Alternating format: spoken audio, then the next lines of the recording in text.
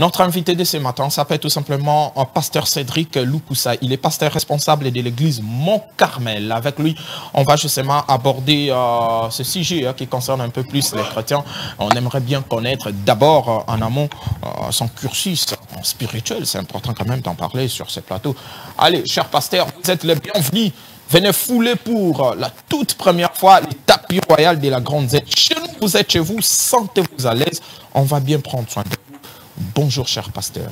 Bonjour, mon frère. Soyez les bienvenus chez nous. Hein. Merci beaucoup. Allez, nous vous accueillons à bras ouverts. Merci, enchanté. Voilà. Je commence toujours par cette petite question. Oui. La santé spirituelle et la santé physique. Oui, le Seigneur nous fait grâce par rapport à la santé physique. Ouais. Nous parlons, nous marchons. Et c'est par sa grâce que nous sommes vraiment en bonne santé. Ouais. Aussi par rapport à la santé spirituelle, ouais. Ça va aussi parce que nous maintenons notre communion avec le Seigneur. Ouais. Nous maintenons notre foi parce qu'aujourd'hui, le plus grand combat, c'est le combat de la foi. Ouais. Alors la vie pour un homme de Dieu, la vie pour un chrétien, c'est d'abord avoir la foi. La foi, c'est ce qui nous permet d'être en communion permanente avec Dieu. Donc tant que la foi est là, nous pouvons dire que la santé spirituelle va aussi très bien. Allez, j'ai bien dit que vous êtes pasteur responsable de l'église Mont-Carmel, c'est bien ça? Oui, oui, c'est Temple Chrétien Mont-Carmel. Temple Chrétien Mont-Carmel, oui. Oui, nous sommes sur l'avenue Kitega, ouais. Numéro 110 dans la commune de Kinshasa. Allez. C'est là où nous nous réunissons chaque mercredi, vendredi, de 17h30 à 19h30 et aussi les dimanches, c'est de 8h juste à 11h30. Avant de devenir pasteur, justement, vous avez eu quand même le temps de passer dans différents endroits. Mais aujourd'hui, avec tous les respects, justement, cher pasteur, est-ce qu'on peut connaître votre cursus spirituel? Oui, oui, c'est vraiment trop simple. Je n'ai pas aussi un cursus compliqué. Ouais. Parce que, personnellement, je peux dire, je n'ai connu qu'une seule église. Une seule église? Oui, peut-être si je dis une seule église, c'est-à-dire qu'on était encore des enfants. Ouais. Les parents étaient encore catholiques. Bon, j'étais vraiment jusqu'à 7 ans. Ouais. J'étais à l'église catholique. Je n'avais aucune idée de la spiritualité. Ouais. Mais depuis l'âge déjà de 8 ans, on était déjà dans les églises de réveil. Et c'est de la même église que je suis jusqu'aujourd'hui. C'est-à-dire, j'ai commencé au temple chrétien Mont-Carmel à l'époque à l'intérieur. Ouais. Un enfant. J'ai commencé à l'école de dimanche. Ouais. À l'âge pratiquement de 8 ans, je crois depuis 95, je crois. J'étais déjà à l'école de dimanche. J'ai voulu à l'école de dimanche pendant environ 3 à 4 ans. Ouais. Et par la grâce aussi du Seigneur, en 2001, début 2002, c'est l'année où j'ai donné ma vie au Seigneur Jésus-Christ. Je l'ai reconnu comme Seigneur et Sauveur. Et à l'époque, j'avais 16 ans. J'avais 16 ans. J'étais encore trop jeune avec tous les mouvements des... C'était quoi les circonstances justement de décider pleinement comme ça de recevoir Jésus-Christ comme Seigneur et Sauveur? J'ai béni beaucoup le Seigneur de m'avoir accordé cette occasion d'en parler. Ouais. Parce que des fois, dans notre émission que nous présentons ici, nous avons des sujets, ainsi de suite. Alors, comment j'ai donné ma vie au Seigneur? Comment je l'ai connu? En fait, cela est parti d'un rêve. Ouais. Okay. C'est parti d'un rêve. Parce que j'ai un petit frère, lui, il avait donné sa vie à Jésus bien avant moi. Quand il a fait, bon, pour moi, bon, il a donné sa vie à Jésus, on l'a baptisé. Bon, pour moi, j'étais encore toujours en tant qu'enfant, jeune, on jouait avec nos habits, on pouvait aussi, si on peut dire, baratiner des petites filles de gauche à droite, ainsi de suite. Mais le Seigneur n'avait pas permis que nous puissions aller loin dans cette vie-là. Alors, un jour, je dormais. J'ai vu dans un songe l'avènement du Seigneur. J'ai vu Jésus revenir, mais il s'est arrêté pratiquement dans l'espace, dans les airs. Et dans cette vision, je voyais des gens qui quittaient de part et d'autre. Et qui quittaient et qui allaient à la rencontre de Jésus qui était là. Ils étaient vraiment plusieurs et je voyais, c'est comme un événement, c'était vraiment un événement mondial. Et je voyais les gens même de très loin. Donc j'avais la capacité de voir, si je peux être clair, même dans un autre pays. Mais je voyais comment les gens quittaient de part et d'autre. Et tous se dirigeaient vers un seul endroit, là où se trouvait Jésus. Alors j'aperçus à mes côtés l'un de mon petit frère là. Il est aussi parti. Quand il part, moi je me suis rendu compte que je suis resté. Alors je commençais maintenant à pleurer. J'ai dit, Seigneur, pourquoi moi je ne suis pas parti? Pourquoi moi je ne suis pas parti? Et j'entends une fois maintenant qui me dit, pourquoi tu pleures? J'ai dit, non Seigneur, parce que mon petit frère vient de partir à l'enlèvement pratiquement. À l'époque, je ne savais même pas. C'est maintenant avec la parole de Dieu que je comprends que c'était l'enlèvement. Ouais. Mais dans les songes, je disais, mon petit frère vient de partir à la rencontre de l'homme qui est suspendu dans les airs. Mais moi, je suis resté. Alors la voix me dit, veux-tu partir comme ton petit frère? J'ai dit, oui Seigneur, sûrement je vais partir comme mon petit frère. Et la voix là me dit, fais comme ton petit frère vient de faire. Et dans les songes, je me rappelais que mon petit frère venait à peine de donner sa vie à Jésus. Et c'est à partir de là que les songes pratiquement est fini et j'ai pris la décision de donner ma vie au Seigneur. C'était comme une soif qui restait dans mon cœur. Et un jour, je suis allé voir le pasteur, on a parlé et puis j'ai reçu Jésus. Et après quelques temps après, on m'a baptisé. Jusqu'aujourd'hui, depuis 2002, jusqu'aujourd'hui, je suis toujours dans ma foi et je ne l'ai jamais regretté. Parce que quand je regarde même plusieurs de mes amis qui n'avaient pas donné la vie à Jésus et par rapport à moi, donc il n'y a pas match comme le quinoa. Voilà, on a compris que c'était comme ça et c'est parti comme ça. Aujourd'hui, vous êtes devenu serviteur de Dieu. Exactement. Et est-ce qu'aujourd'hui, vous, en tant que serviteur de Dieu, vous êtes fier de l'église locale d'aujourd'hui? L'église d'une manière générale. D'une manière générale. Votre lecture en tant que serviteur. Il y a un problème. Vous savez, il y a la vie des hommes et la vie aussi de Dieu. C'est vrai que nous les hommes, quand nous observons l'église, il y a beaucoup de choses que nous pouvons dénoncer. Il y a beaucoup de choses que nous pouvons même critiquer. Des fois, ça fait mal. Mais il y a une histoire qui me fait beaucoup du bien.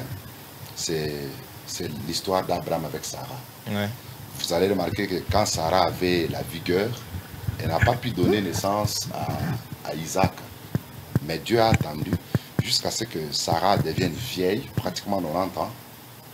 C'est à ce moment-là qu'elle a pu donner naissance à Isaac. C'est dans la vieillesse, dans la faiblesse que Sarah a donné naissance. C'est pour dire quoi? Tout ce que nous voyons dans l'église aujourd'hui, c'est comme la vieillesse de Sarah. Quand vous regardez la vieillesse de Sarah, peut-être elle n'a pas assez quelque chose de bon pour attirer, mais quelque part, il y a une vie qui est en train de se former. C'est vrai que par rapport à ce qui se passe dans les églises, locales bien sûr, nous voyons ce que les pasteurs font, nous voyons ce que les fidèles font, nous voyons ce que les chantres aussi qui se disent chrétiens faire. Alors, ça fait mal. Et à tel point que des fois, ça peut même faire honte d'être appelé l'homme de Dieu. Mais on ne peut pas nous décourager parce que tout ce qui arrive dans les églises locales, c'est ce que le Seigneur avait prédit. Vous voyez, quand vous lisez par exemple en 1 Timothée chapitre 4, le premier verset, l'apôtre Paul dit, l'Esprit dit expressément que dans les derniers jours, plusieurs abandonneront la foi et s'attacheront à des esprits séducteurs et à des doctrines de démons. Donc, cela avait commencé depuis les temps de l'apôtre Paul. Et nous sommes en train de voir cela jusqu'à aujourd'hui. Nous constatons que beaucoup, même des hommes de Dieu, beaucoup de ceux qui s'appellent croyants chrétiens, ils sont en train d'abandonner la foi. Et quand les gens abandonnent la foi, c'est pourquoi vous allez remarquer, ils peuvent vivre dans des vies de débauche comme ils les vivent. Ils peuvent vivre dans des vies d'ivrognerie comme ils les font. Vous voyez un peu cela? Donc, tout ce que nous constatons dans l'église locale, c'est l'apostasie. Ce que nous appelons l'abandon de la foi. Et c'est l'un des signes de la venue de Jésus. Parce qu'en 2 Thessaloniciens, chapitre 2, le verset 7, la Bible dit, il faut que l'apostasie arrive. Il faut que ça arrive. Donc, avant que Christ ne vienne, il faut que nous voyions ces choses-là. Il faut que nous voyions des pasteurs qui deviennent des homosexuels, des pasteurs qui deviennent des objets de plaisir et de distraction. Il faut que nous voyions des scandales parmi même des chantres qui s'appellent chrétiens. Il faut que nous voyions ces choses-là. Et quand nous voyons cela, les véritables enfants de Dieu ne peuvent pas se décourager. D'ailleurs, leur foi est plus affermie qu'auparavant.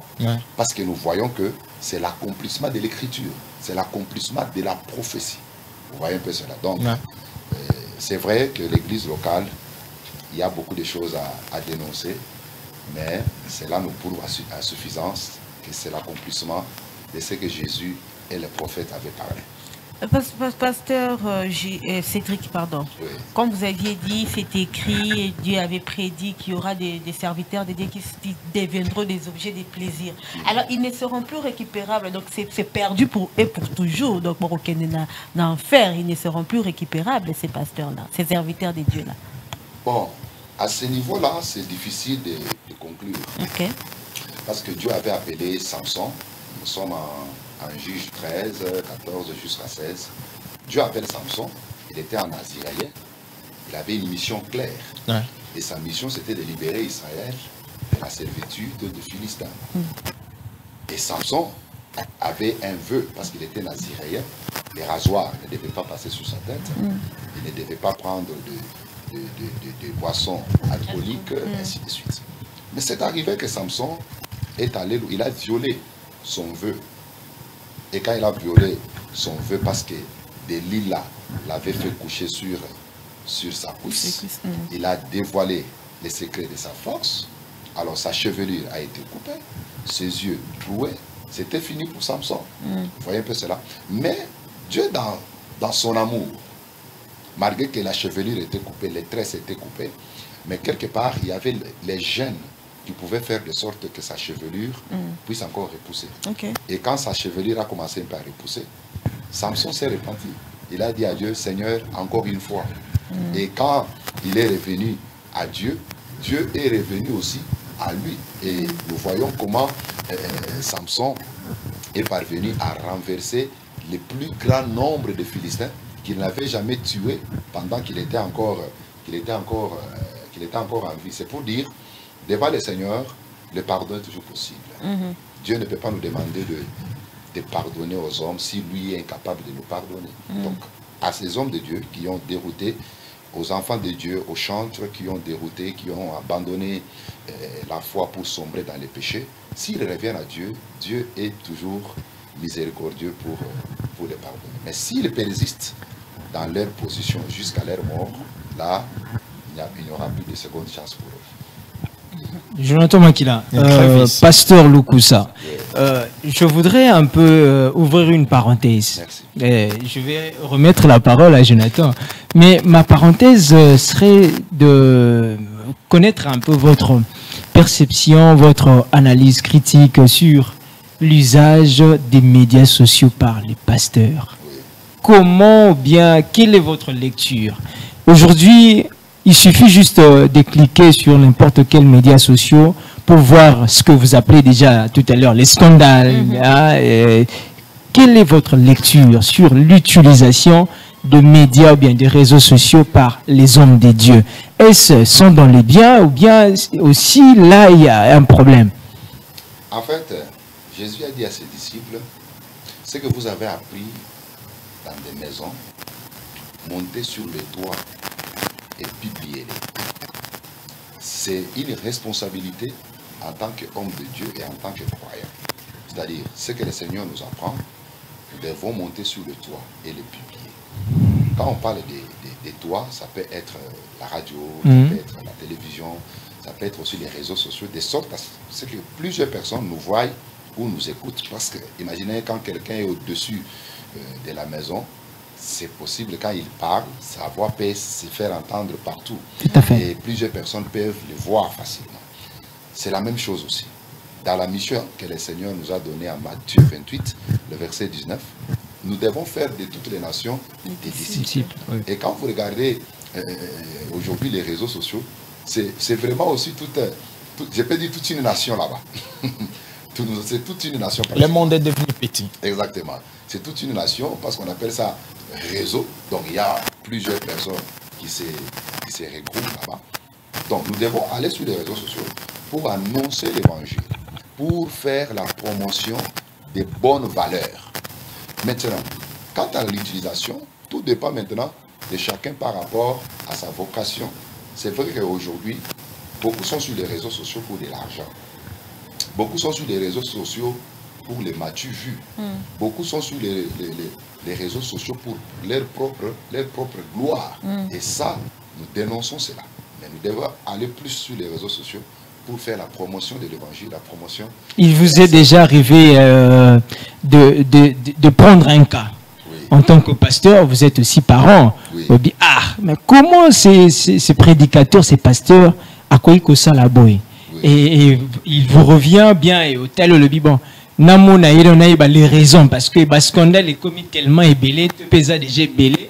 Il vous est déjà arrivé un temps de chercher à prodiguer un conseil après un scandale comme un de vôtres. Oui, bon, souvent, on connaît les autres par les réseaux sociaux, bien sûr, par la télé, par les médias, mais nous n'avons pas de contact ou des relations un peu je peux dire, approfondies. Okay. Alors, c'est là où on a un peu du mal, des fois, à entrer en contact avec ceux qui font des scandales. Mais les amis que je connais, s'il y a quelque chose qui ne va pas, nous parlons entre nous-mêmes.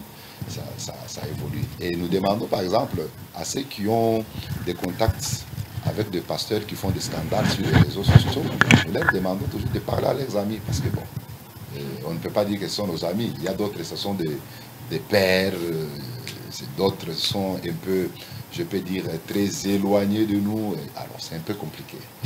Allez, merci. On a parlé comme ça de l'apostasie, on a parlé de la foi, on a parlé des réseaux sociaux. Ma pasteur, avec votre permission, on va suivre 2 petites vidéos. On va suivre cela et on va justement se retrouver ici. On va vous poser quelques questions là-dessus. Comme dédié, vous allez quand même nous donner de la lumière à ce sujet. Et ça sera pour une occasion unique, comme demandé par Magali Kani. S'il y a un téléspectateur qui aimerait bien également poser question à pasteur par rapport à la vidéo, le numéro est affiché au bas de vos écrans. Ou comme message normal ou encore message via WhatsApp, à pasteur. Allez.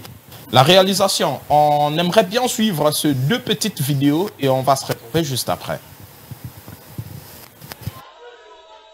Amen. Il faut que vous voyez, on peut dire tout de moi. Mais quant à l'amour de Branham, ça vous n'allez pas diminuer ça. Oui frère. Je vais choper même quelqu'un. J'aime Branham plus que Jésus. Il y a quelqu'un. Ça c'est quoi? Je vais vous achoper. Si moi, il faut que j'aime ma foi Branham plus que Jésus. Alors après j'ai dit, il y a quelqu'un qui me regarde, il dit, mais ça c'est encore quoi? Je m'explique. Jésus lui-même a dit, quiconque parlera en mal contre le Père peut être pardonné. Vous pouvez même parler en mal contre le Fils et être pardonné. Mais quand le Saint-Esprit sera venu, ce que nous croyons, c'est dans notre dispensation aujourd'hui, comme l'a dit un grand serviteur de Dieu, que la dispensation du Saint-Esprit, la manifestation du Saint-Esprit, c'est le ministère même de William Aaron Branham. Parlez en mal contre cela, vous ne serez jamais pardonné. Jésus lui-même accepte et dit, vous pouvez parler en mal contre moi, mais ne parlez pas en mal contre le Saint-Esprit. Et là, moi je n'ai pas parlé en mal. Et au-delà de cela, j'ai dit aussi, même Dieu lui-même est dans la joie qu'on puisse aimer ses enfants, même si vous ne l'aimez pas lui. Dieu lui-même est dans la joie qu'on puisse aimer ses enfants. Si vous aimez ses enfants et pas lui.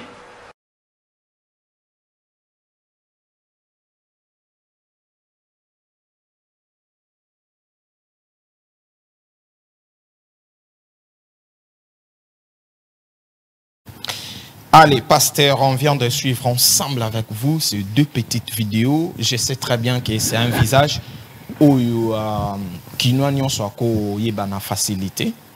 C'est le chantre et le pasteur Lifoko Diciel qui a déclaré tout haut lors de sa prédication. Il aime plus Branham que Jésus. Ça vous scandalise? Sûrement, ça ne peut que... ça ne fait que scandaliser. Les bien-aimés, il faut que j'aime bien plus parler de son côté chantre. Ouais. Parce que moi, je l'ai connu chantre. Nous étions encore des enfants. Une fois, il est venu même chanter dans notre église. Ouais. Alors, j'aime bien son côté chantre et je n'ai pas beaucoup de reproches à lui faire de ce côté-là. Il chante Jésus et Il chante très bien, c'est vraiment un poète. Oui. Alors, son côté pastoral pose un peu problème, surtout par rapport à ces dernières... Bon, ce n'est pas seulement aujourd'hui, hein, ça fait je peux dire quelques mois ou quelques années. Ouais. Ces sorties du côté pastoral posent un peu problème. C'est vrai que je ne suis pas de leur famille, du branhamiste, mais nous voyons sur les réseaux sociaux, quand même, étant sur les réseaux sociaux, ouais. Nous écoutons, nous pouvons juger. C'est vrai aussi sur les réseaux sociaux, il y a les systèmes qu'on appelle les ciseaux. Donc on peut couper une vidéo et on sort la prédication même de son contexte. Mais du moins, j'ai essayé quand même jusqu'à présent, ils n'ont pas encore dénoncé. Ouais. Ouais. Et d'ailleurs, quand vous regardez sur les réseaux sociaux, c'est maintenant la guerre entre Jésus ou rien, ou Branham ou rien. Vous allez voir, oui, vous allez voir sur les réseaux sociaux, celui-ci écrit. Il y a des messages pareils, Branham ou rien. Non, pardon, pasteur, la deuxième vidéo où il était assis là, c'est la confirmation de son message, parce qu'il est venu maintenant expliquer le pourquoi de son message. Exactement, je ne les justifie pas. Ok. Oui, je vais y arriver. Je disais sur les réseaux sociaux maintenant, c'est chacun écrit, soit Branham ou rien, soit Jésus ou rien, comme nous autres. Nous sommes du côté de Jésus. Jésus ou rien. Alors, par rapport à la déclaration qu'il vient de faire, c'est trop fort. Je prends juste une écriture. Jésus en Luc chapitre 10, ouais. Le verset 25, je crois. Alors, le docteur de la loi s'éleva et dit à Jésus pour l'éprouver, Maître, que dois-je faire pour hériter le royaume de Dieu ou la vie éternelle? Jésus lui dit, qu'est-il écrit dans la loi? Que lis-tu? Il lui répondit, tu aimeras le Seigneur ton Dieu de tout ton cœur, de toute ton âme et de toute ta force et de toute ta pensée, et ton prochain comme toi-même. Tu as bien répondu, lui dit Jésus. Fais cela et tu vivras. Vous comprenez? Ouais. Donc, Jésus, pour donner la condition pour tout croyant d'hériter la vie éternelle, Jésus dit deux choses. Tu aimeras le Seigneur, ton Dieu. Il commence par là.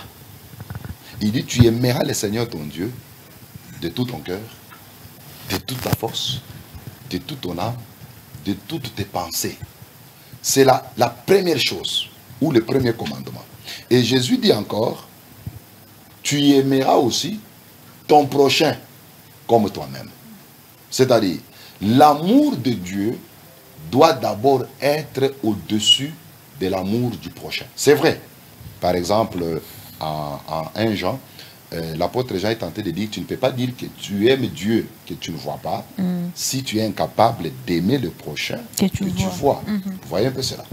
Mais malgré qu'il a dit cela, cela ne veut pas dire que nous devons aimer d'abord le prochain plus que Dieu. Ici, nous parlons de l'amour envers Dieu. Parce que cet amour envers Dieu, c'est ce qui nous pousse à l'adorer. L'amour envers Dieu, c'est ce qui nous pousse à les servir. Les servir avec crainte et tremblement. Mais quand tu aimes le prochain, c'est par rapport aux actes généreux, par exemple. Vous voyez un peu cela? Quelqu'un a faim, tu dois lui donner à manger. Il n'a pas d'habit, tu dois lui donner les vêtements si tu en as, ainsi de suite. Mais malgré tu peux poser de tels actes, cela ne peut pas aller t'amener à comparer cet amour-là par rapport à l'amour envers Dieu. Je vais ajouter encore une autre écriture qui sera d'ailleurs plus claire que celle que je viens de donner. C'est Luc, je crois, c'est le chapitre 14. Luc chapitre 14, le verset... Voilà. Luc chapitre 14, le verset, je crois, 26. Écoute ce que Jésus dit. Si quelqu'un vient à moi, s'il n'est pas son père, sa mère, sa femme, ses enfants, ses frères et sœurs, et même à sa propre vie, il ne peut être mon disciple. Vous voyez pas cela? Ouais. Jésus est clair. Clair, ouais. Il dit, si tu ne m'aimes pas, si quelqu'un ne peut pas parvenir à l'aimer plus que ses parents, plus que sa femme, plus que ses enfants, plus que ses frères et sœurs, il part même plus loin. Il dit, si tu ne peux pas m'aimer plus que ta propre vie, tu ne peux pas être mon disciple. Tout le monde moi lingala na français ming pour bandro wala tu vas comprendre peu moi ming toyo qui va faire autant. Merci. Explication.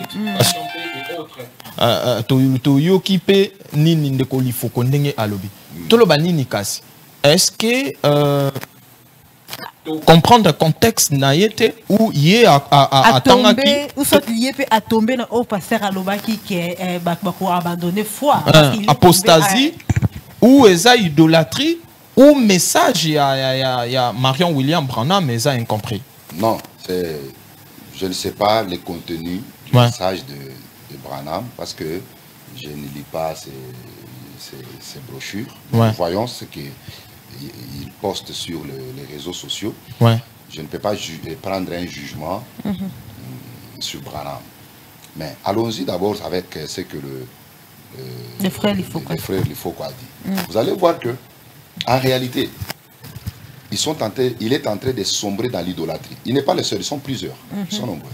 Ils sont entrés dans l'idolâtrie. Parce que Jésus est clair. Je crois que même nos amis qui nous suivent à la maison, Jésus, il dit, vous ne pouvez pas aimer un homme plus que lui. Il est parti même plus loin. Tu ne peux pas aimer ta propre vie plus que lui. C'est-à-dire l'amour envers Jésus, l'amour envers Dieu doit être au-dessus de l'amour qu'on peut avoir pour ton pasteur, pour ton prophète, pour ton frère ou même pour tes parents, même pour toi-même. Alors, en vérité, c'est que nos amis, ils sont animés par un mauvais zèle ou un zèle amer. Ils sont animés par un zèle amer et ils tombent très facilement dans l'idolâtrie. Ce sont des idolâtres. C'est pourquoi vous allez voir. Il y a des déclarations. Ça, c'est encore rien. J'ai déjà croisé un autre. Il me dit, si Jésus dit ça, et que Branham me dit ça, moi, je vais accepter ce que Branham a dit. Je vais refuser ce que Jésus a dit. Vous voyez un peu cela? Alors, ils le disent. Et ça ne les gêne pas. Pourquoi? Parce que dans leur conscience, c'est Branham qui est leur Dieu. Ils peuvent vous parler, Branham, il est prophète, mais en réalité, ils le prennent comme leur Dieu. Parce que souvent, ils les comparent toujours à Jésus. Quand vous regardez même vous entrez même dans leur temple, vous allez toujours voir la photo de Jésus là-bas, soi-disant Jésus, l'air Jésus. Parce que le vrai Jésus n'a pas d'image.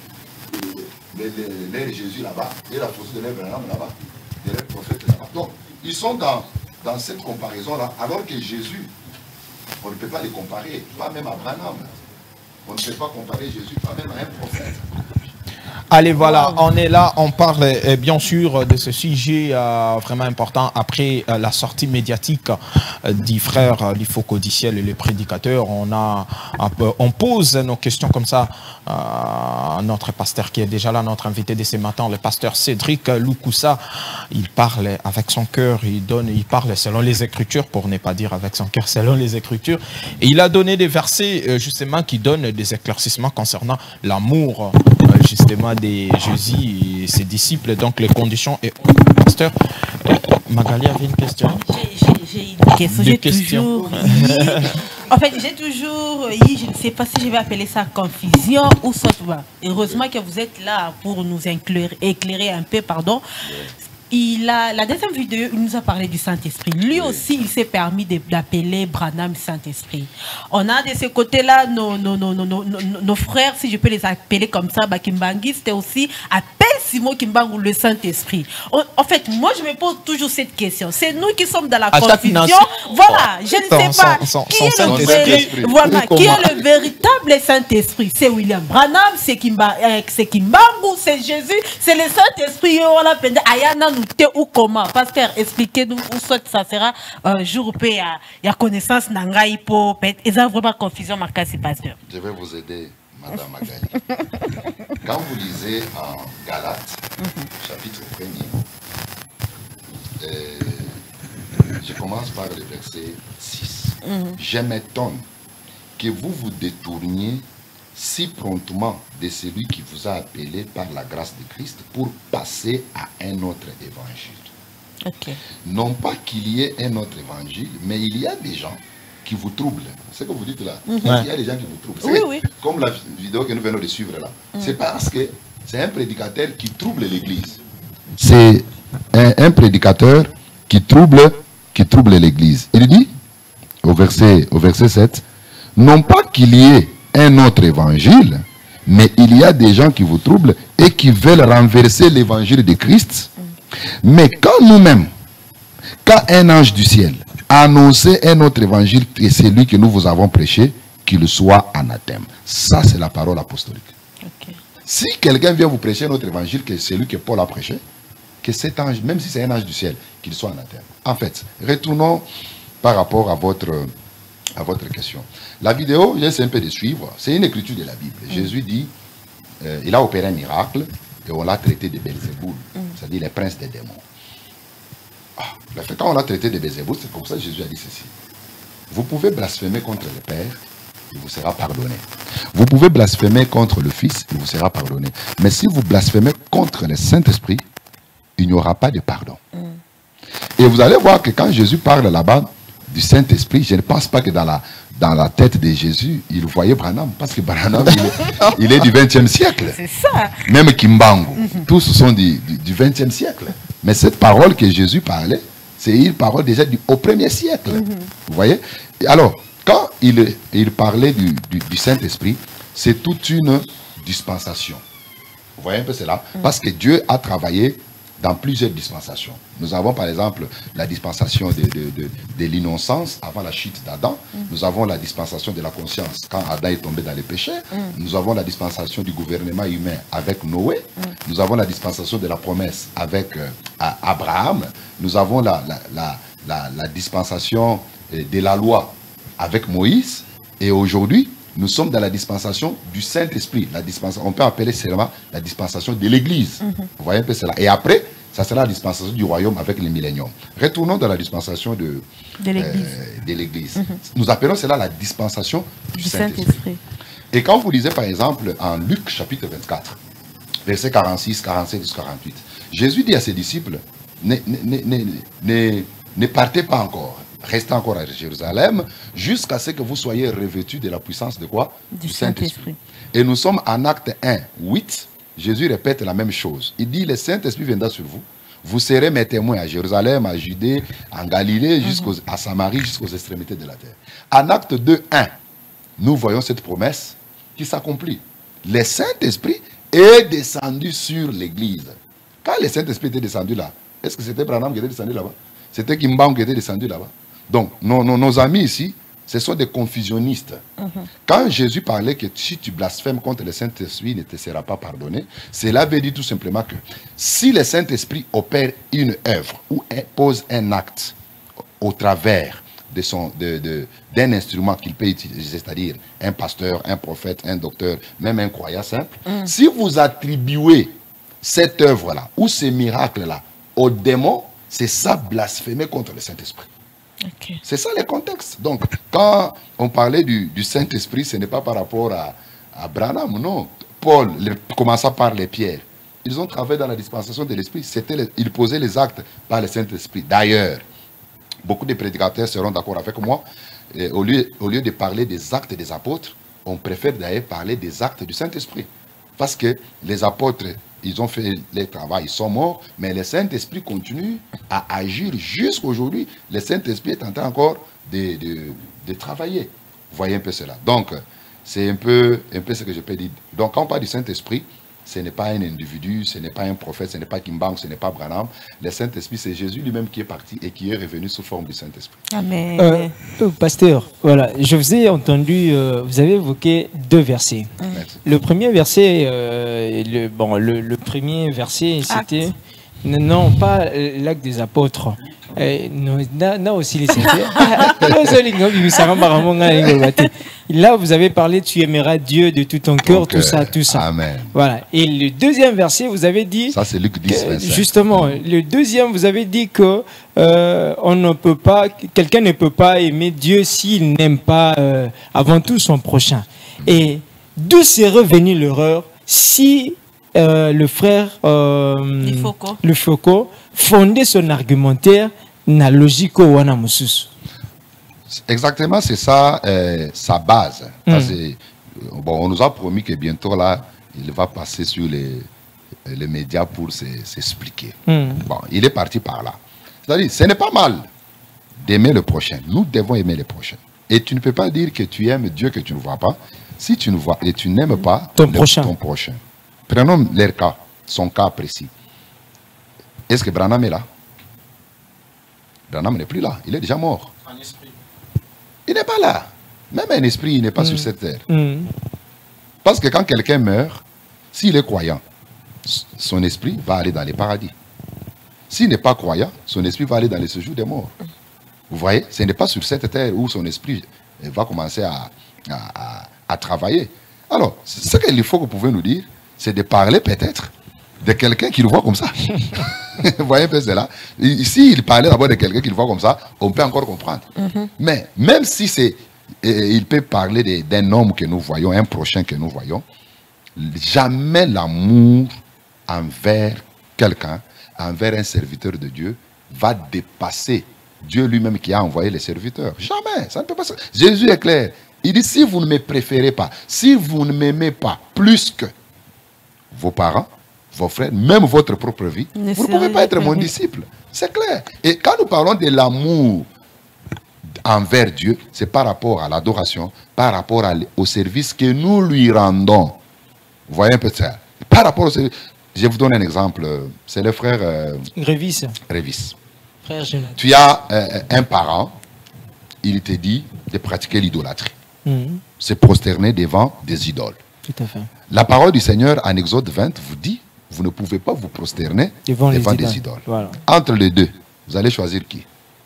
Vous allez choisir, parce que vous aimez les parents, vous devez obéir à ce que les parents disent, quand bien même cela violerait la parole du Seigneur, ou bien vous allez honorer le Seigneur et sa parole. Vous voyez que, quand vous êtes journaliste, c'est difficile.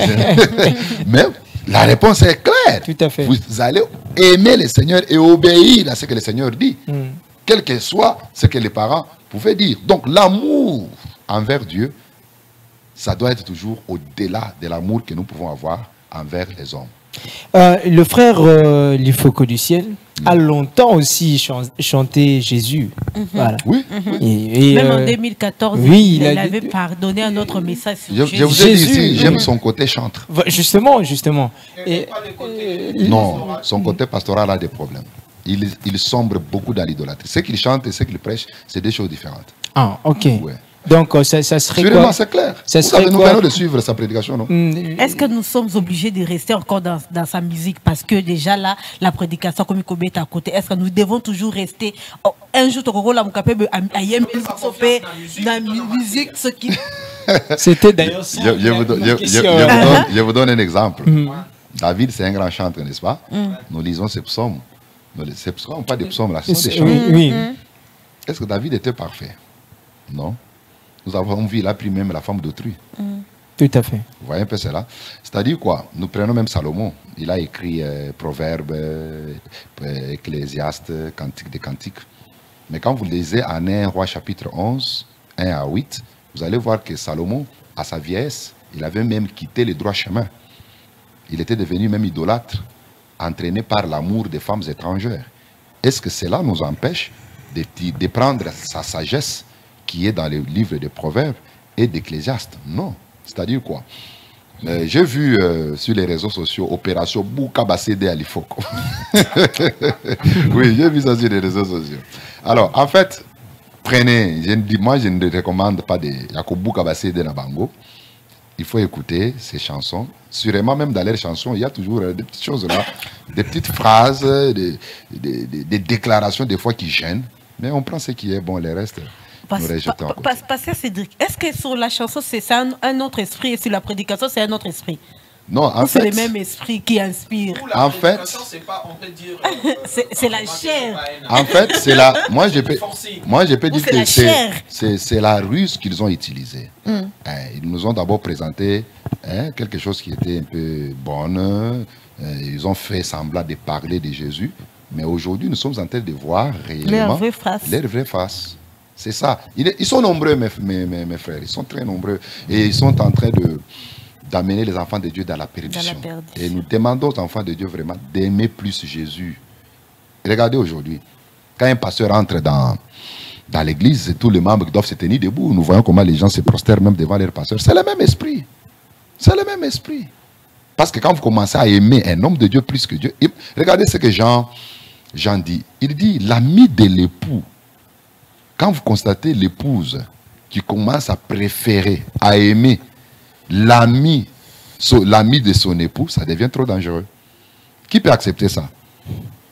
C'est pas, vous avez une femme, ou bien même une fiancée, qui commence à aimer ton ami plus que toi-même, même si toi tu n'es pas là. Parce elle a vu ton ami, elle commence à... Voyez votre réaction, c'est une réaction normale. Et c'est ce qui s'est fait avec le Seigneur. Quand tu commences à aimer un homme de Dieu plus que Jésus, sache que devant le Seigneur, à Longo Liombalamoko. Je vais vous donner un exemple. Moïse dans le désert. Les enfants d'Israël ont fait quelque chose qui n'était pas bon. Le Seigneur les a envoyés les serpents. Les serpents ont commencé à les mordre. Et puis ils sont revenus à Dieu. Seigneur, pardonne-nous tout ça. Dieu dit à Moïse, élève les serpents d'airain sur une perche. Moïse a élevé les serpents d'airain. Après, il dit aux enfants d'Israël, quiconque regardera ces serpents sera sauvé, sera guéri. Et tous ceux qui regardaient aux serpents, ils étaient guéris à l'immédiat. Mais regardez ce qui arrive. Plus tard, les enfants d'Israël ont gardé ces serpents d'airain. Ils ont commencé même à vénérer cela. Maintenant, qu'est-ce qui arrive? Il a fallu que Ézéchias vienne. Le roi Ézéchias, quand lui est venu, c'est lui qui a pris maintenant ces morceaux de serpents-là, il a dépiécé. Et il a appelé ça néouchton, c'est-à-dire un morceau de bois, un morceau de fer. Il a détruit ça. C'est ce qui s'est fait. Dieu n'acceptera jamais à ce qu'un instrument qui s'était servi soit vénéré plus que lui. Et c'est la tentative plutôt de plusieurs des communautés.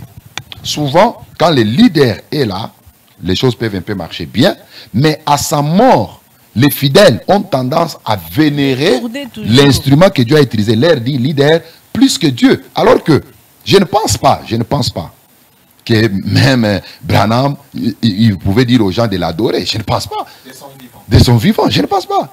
Mais ce sont souvent les adeptes, après la mort du leader, qui commencent à sombrer maintenant dans l'idolâtrie. On peut dire la toute dernière question, pasteur, on a pris assez de temps. Oui. Est-ce qu'on peut dire que c'est son message qui est mal compris? Mal compris. Déformé. Bon, je ne sais pas d'abord si son message a été d'abord bien communiqué. Je ne sais pas. Parce que si quelque chose n'est pas bien communiqué, ça serait difficile même d'être compris. Et quand un homme de Dieu se contredit dans ses prédications, il ne peut amener que ceux qui le suivent dans la confusion. Alors, je ne sais pas, je n'ai pas vraiment beaucoup de commentaires à faire là-dessus. Et même qui lisent leurs histoires, qui écoutent leurs prophètes, ils peuvent répondre très bien à cette question. Ça pouvait être encore mieux si on pouvait se retrouver en débat contradictoire. Ça pouvait beaucoup nous enchanter. Merci. Je rappelle que vous êtes le pasteur responsable de l'église comme ça, cité Temple chrétien Mont-Carmel. Merci. Vous êtes aussi présentateur de l'émission. Posons les fondements.